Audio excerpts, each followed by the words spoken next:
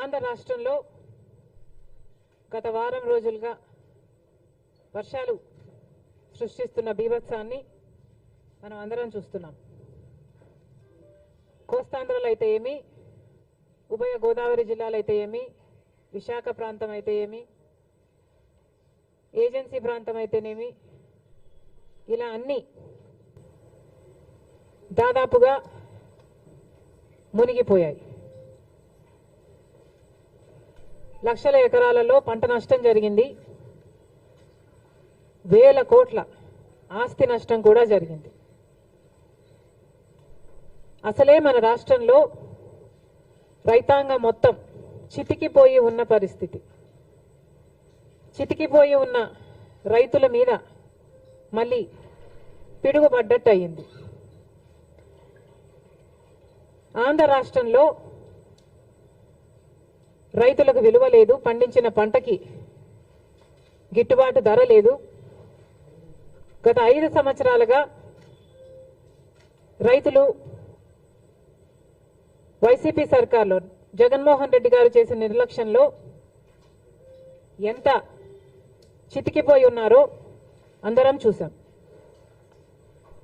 రాజశేఖర రెడ్డి గారు ముఖ్యమంత్రిగా 5 సంవత్సరాలే ఉన్నా 5 సంవత్సరాలలో రైతుకు పెద్దపీట వేశాడు, రైతుల్ని ఆదుకున్నాడు, రైతులకు రుణమాఫీ చేశాడు. ఎన్నో పథకాలు రైతుల కోసమే చేసిన వ్యక్తి, రైతు పక్షపాతిగా నిలిచిన వ్యక్తి రాజశేఖర రెడ్డి గారు. కనీసం రాజశేఖర రెడ్డి గారు మొదలుపెట్టిన జలయజ్ఞం కూడా జగన్మోహన్ రెడ్డి గారు అధికారంలోకి వచ్చిన 6 నెలలకే పూర్తి చేస్తామని చెప్పి కూడా విస్మరించాడు. ఒక జలయజ్ఞంలో కొత్త ప్రాజెక్టులు కట్టడం కాదు కదా, అసలు ఉన్న ప్రాజెక్టులను కూడా కనీసం మెయింటెనెన్స్, కనీసం రిపేర్స్ కూడా చేయకపోతే ఎన్నో ప్రాజెక్టులలో గేట్లు ఊడి కూడా నదులలో తేలడం మేం చూసాం. అయినా సిగ్గనిపించలేదేమో. రైతుల కోసం 3,000 కోట్లతో ధర స్థిరీకరణ నిధి ఏర్పాటు చేస్తామని చెప్పారు. 1 సంవత్సరం కూడా పక్కన పెట్టలేదు. 4,000 కోట్లతో రైతులు పంట నష్టపోతే నష్టపరిహారం కింద పక్కన పెడతామన్నారు. 1 సంవత్సరం కూడా పెట్టలేదు.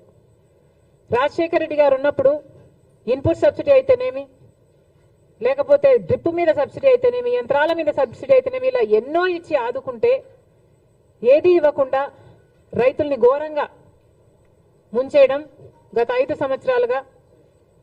రైతన్నవాడు అసలు ఆంధ్ర రాష్ట్రంలో అప్పే లేని రైతన్నవాడు లేకుండా మిగలకుండా పోయాడు. ఇంత చితికిపోయి ఉన్న రైతుల మీద ఈరోజు మళ్ళీ ఈ వర్షాల భారం. మరి రైతన్నవాడు ఏం చేయాలి? రైతులు ఎలా బతకాలి? ఇప్పుడు ముఖ్యమంత్రిగా చంద్రబాబు గారు ఉన్నారు. కూటమి సర్కార్ అధికారంలో ఉంది. మరి ఇప్పుడు కూడా రైతుల్ని ఆదుకోకపోతే ఆంధ్ర రాష్ట్రంలో అసలు రైతులే మిగలరు. ఇప్పటికే ఒకరోజే 10 సెంటీమీటర్లకు పైగా వర్షాన్ని ఎదుర్కొన్న ప్రాంతాలు ఎన్నో ఉన్నాయి. అసలు చాలా మటుకు రైతులు మళ్ళీ పంట వేసుకోలేని పరిస్థితిలో కూడా ఉన్నారు. అంటే మట్టి పుడుకుపోయి, అంటే వేసిన పంట నష్టపోవడం ఒక ఎత్తు అయితే, మళ్ళీ ఈ వర్షాలు అయిపోయిన తర్వాత పంట వేసుకోలేని పరిస్థితులు కూడా ఎంతో మంది రైతులు ఎదుర్కొంటున్నారు. మరి ఇలాంటి వాళ్ళ పరిస్థితి ఏమిటి? మళ్ళీ చెప్తున్నాం, కూటమి సర్కార్ అధికారంలో ఉంది. చంద్రబాబు గారు ముఖ్యమంత్రిగా ఉన్నారు. ముఖ్యమంత్రిగా ఉన్న చంద్రబాబు గారు మన రైతుల గురించి, వాళ్ళ పరిస్థితిని గురించి ఆలోచించాల్సిన అవసరం ఉంది. రైతులను ఆదుకోవాల్సిన అవసరం ఉంది. కూటమి సర్కారు అధికారంలో ఉంది. అయినా కూడా బీజేపీ వైఖరి మన పట్ల ఎలా ఉందో ఒకసారి ఆలోచన చేయండి. నేషనల్ డిజాస్టర్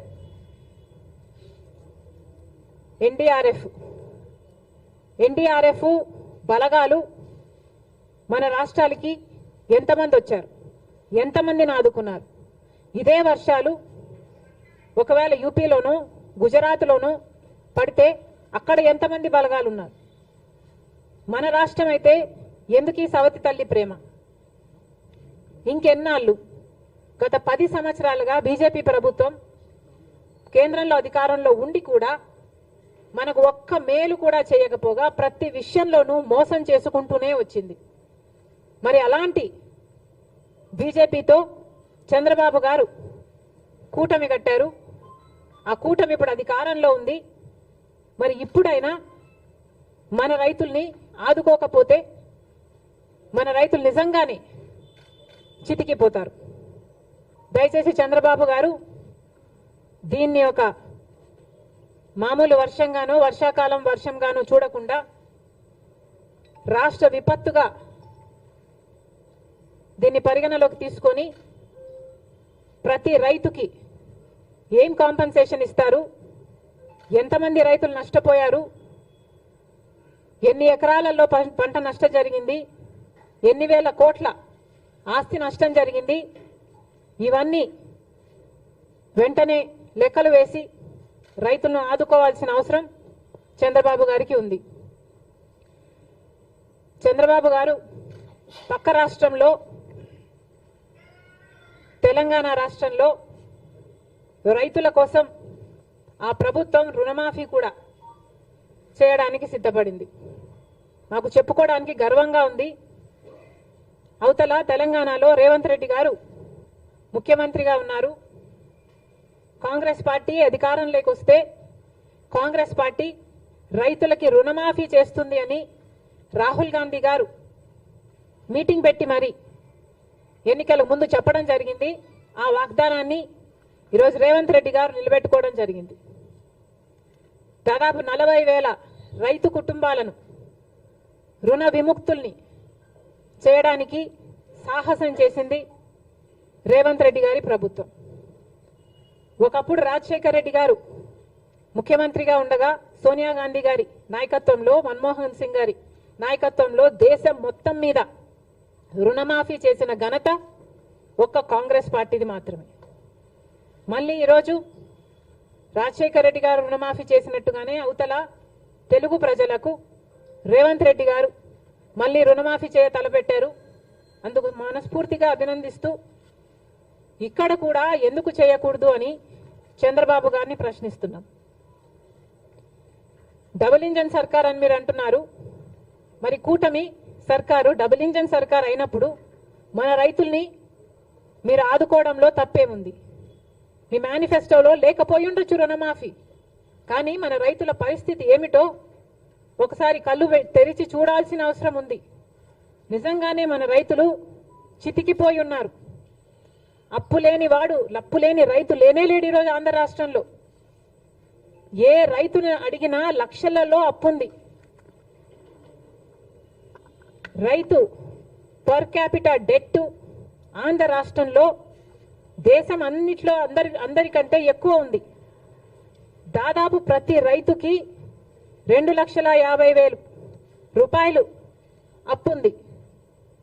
మరి ప్రభుత్వం ఆదుకోవాల్సిన అవసరం లేదా? ఏ ప్రభుత్వం అయితే ఈరోజు కేంద్రంలో అధికారంలో ఉందో ఆ ప్రభుత్వానికి ఆంధ్ర రాష్ట్రం నుంచి 25 ఎంపీలను, కూటమి ఎంపీలు 21 అయితే వైసీపీ ఎంపీలు 4, మొత్తం 25 మంది బీజేపీకే మద్దతు. అంటే 25 ఎంపీలను బీజేపీ ప్రభుత్వం వాడుకుంటుంది అధికారంలో ఉండడానికి. కానీ ఒక్కసారి కూడా ఒక్క మేలు కూడా గత 10 సంవత్సరాలలో చేసింది లేదు. ఇదే పరిస్థితే కేంద్రంలో ప్రభుత్వంలో ఉండడానికి మన ఎంపీలను వాడుకోవడం తప్ప మనకు ఒక్క మేలు కూడా చేసింది లేదు బీజేపీ. మరి అలాంటి వాళ్ళతో కూటమి కట్టారు చంద్రబాబు గారు. సరే, కడితే కట్టారని మీ ఇష్టం. కానీ మన రైతులకు కూడా రుణమాఫీ చేయాల్సిన అవసరం ఉంది. మీరు వాళ్ళతో మాట్లాడతారో, బుజ్జకిస్తారో, ఒప్పిస్తారో, కొట్లాడతారో, ఏది చేసైనా సరే మన రైతులకు కూడా రుణమాఫీ చేసేటట్టు చంద్రబాబు గారు ప్రయత్నించాలని కాంగ్రెస్ పార్టీ డిమాండ్ చేస్తుంది.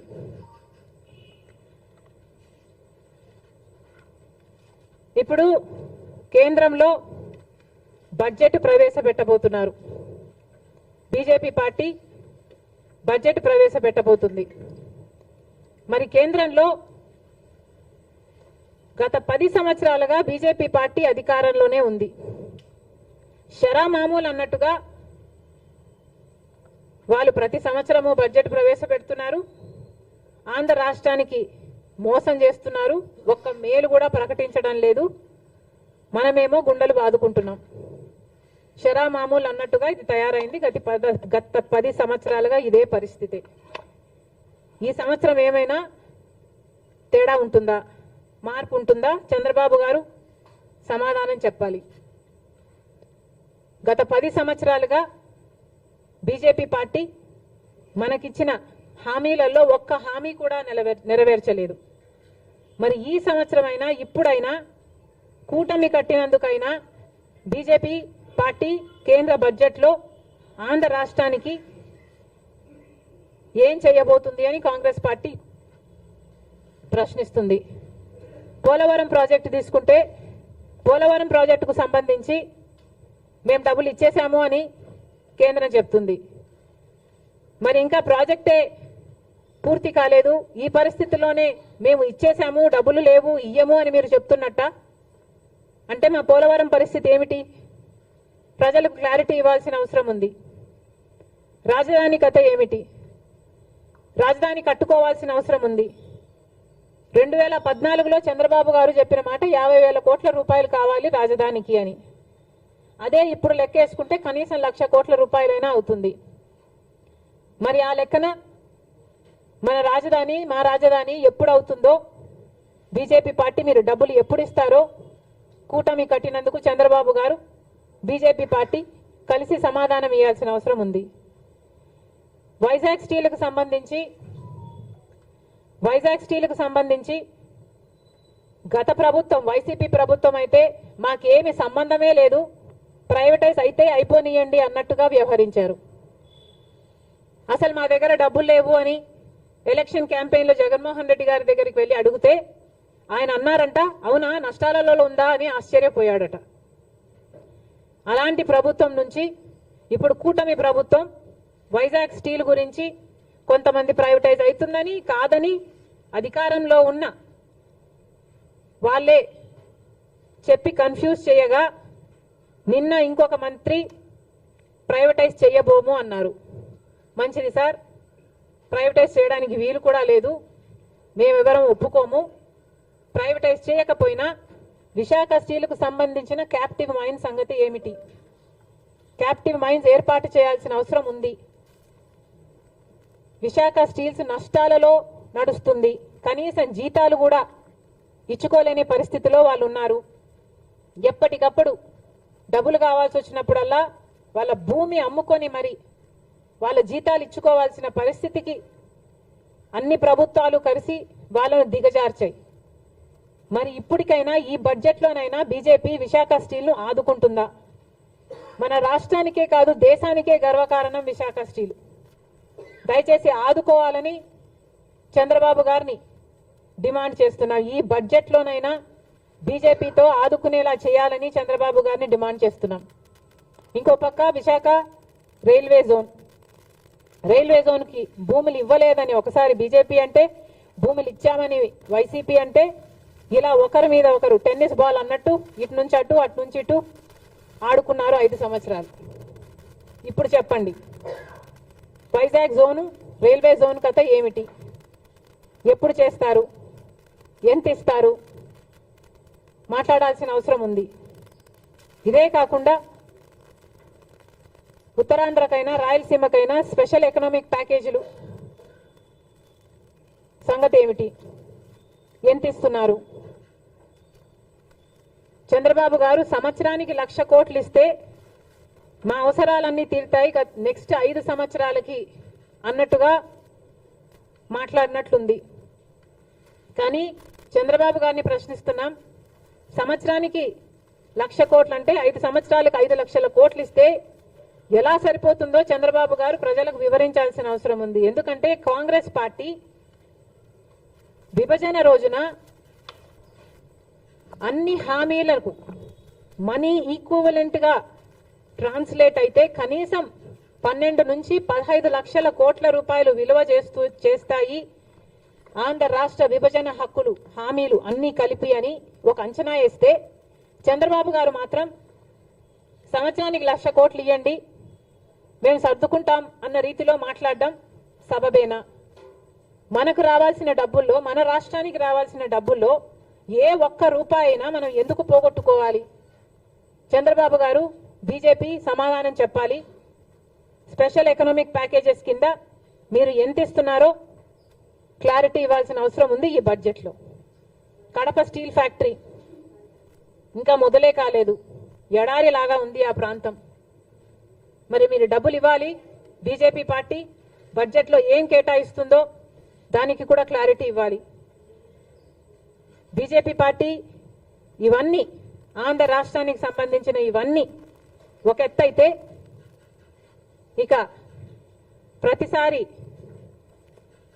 చెట్టెక్కే బేతాళుడిలాగా ప్రత్యేక హోదా గత 10 సంవత్సరాలుగా గొంతు చించుకొని అరిచిన ప్రత్యేక హోదా అని బీజేపీ పార్టీ పట్టించుకోవటం లేదు. ఒకప్పుడు ఇదే ప్రత్యేక హోదా కోసం చంద్రబాబు గారు బీజేపీ పార్టీని విమర్శించి మట్టి తీసుకొచ్చారు, మా నోట్లో మట్టి కొట్టిపోయారు అని వ్యతిరేకించాడు. మరి అదే ప్రత్యేక హోదా గురించి మాట్లాడుతున్నాం. చంద్రబాబు గారు ప్రత్యేక హోదా గురించి ఏం చేయబోతున్నారో క్లారిటీ ఇవ్వండి. ప్రత్యేక హోదా లేకపోతే ఆంధ్ర రాష్ట్రానికి ఊపిరే లేనట్టు. ప్రత్యేక హోదా వస్తేనే మన బిడ్డల భవిష్యత్తు బాగుపడుతుంది. గత 10 సంవత్సరాలుగా చూసాము, మనకు ప్రత్యేక హోదా లేదు. ఈ ప్రత్యేక హోదా లేకపోవడం వల్ల కనీసం పట్టుమని కొత్తవి 10 పరిశ్రమలు కూడా రాలేదు ఆంధ్ర రాష్ట్రానికి. మరి ఇలాగే పోతే ఆంధ్ర రాష్ట్ర బిడ్డల భవిష్యత్తు ఏమైతుందో అందరూ ఆలోచించాల్సిన అవసరం ఉంది. ప్రత్యేక హోదా వస్తేనే మనకు రాయితీలు వస్తాయి, ట్యాక్స్ బెనిఫిట్స్ వస్తాయి, సబ్సిడీస్ వస్తాయి. ప్రత్యేక హోదా ఇచ్చిన రాష్ట్రాలలో వేల కొద్ది పరిశ్రమలు వచ్చాయి. మరి ఇవన్నీ రావాలి, జరగాలి అంటే ప్రత్యేక హోదా మనకు అవసరం. అలాంటి ప్రత్యేక హోదా కోసం ఏం చేస్తున్నారో, ప్రత్యేక హోదా కనీసం బీహార్ మాకు ప్రత్యేక హోదా కావాలి అని వాళ్ళ మీద ఒత్తిడి తెస్తుంది అని వింటున్నాం. కానీ టీడీపీ మాత్రం ప్రత్యేక హోదా మనకు అవసరమే లేదన్నట్టుగా మాట్లాడకుండా పోవడం చాలా దురదృష్టకరం, చాలా అన్యాయం. దయచేసి ప్రత్యేక హోదా కోసం కొట్లాడాల్సిన అవసరం ఉంది. మన ఎంపీలను వాడుకొని ఈరోజు బీజేపీ పార్టీ అధికారంలో ఉంది కాబట్టి మన రాష్ట్రానికి ప్రత్యేక హోదా తెచ్చే బాధ్యత చంద్రబాబు గారి మీద ఉంది. ఏ మోడీ గారైతే తిరుపతికి వచ్చి 5 సంవత్సరాలు కాదు 10 సంవత్సరాల ప్రత్యేక హోదా ఇస్తాను అని మాట ఇచ్చారో ఆ మాటను ఇప్పటికైనా నిలబెట్టుకోవాల్సిన అవసరం ఉంది అని కాంగ్రెస్ పార్టీ డిమాండ్ చేస్తుంది. ప్రత్యేక హోదా కోసం కాంగ్రెస్ పార్టీ డిమాండ్ చేస్తూనే ఉంటుంది. ఎందాకైనా కొట్లాడడానికి మేము సిద్ధం. ప్రత్యేక హోదాను మేము మర్చిపోనివ్వం. ప్రత్యేక హోదా ఆంధ్ర రాష్ట్రానికి ఊపిరి లాంటిదని మరొకసారి ఆంధ్ర రాష్ట్ర ప్రజలందరికీ మాటిస్తున్నాం. ప్రత్యేక హోదా కోసం కాంగ్రెస్ పార్టీ కొట్లాడుతూనే ఉంటుంది. Thank you.